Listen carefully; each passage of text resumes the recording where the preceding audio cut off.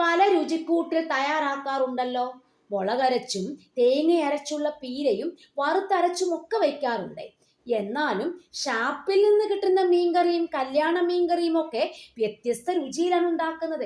ഇതിന്റെ രുചി രഹസ്യം എന്താണെന്ന് അറിഞ്ഞാലോ? കല്യാണത്തലേന്ന് കോട്ടയം ഭാഗത്ത് തയ്യാറാക്കുന്ന കിടിലൻ മുളകിട്ട മീൻകറിയുടെ പാചകക്കൂട്ട് നമുക്കറിയാം. അടുപ്പിൽ ചട്ടി വെച്ച് ചൂടാകുമ്പോൾ വെളിച്ചെണ്ണ ഒഴിക്കാം. അതിലേക്ക് കടുകും ഉലുവയും ചേർക്കണം. കടുക് പൊട്ടിക്കഴിഞ്ഞാൽ നീളത്തിൽ അരിഞ്ഞ ഇഞ്ചിയും വെളുത്തുള്ളിയും കറിവേപ്പിലയും ചേർത്ത് നന്നായി മൂപ്പിക്കണം. ഇളം ബ്രൗൺ നിറമാകുമ്പോൾ തീ കുറച്ചു വെച്ച് കശ്മീരി മുളക് പൊടിയും മഞ്ഞപ്പൊടിയും ചേർത്ത് നന്നായി വഴറ്റണം.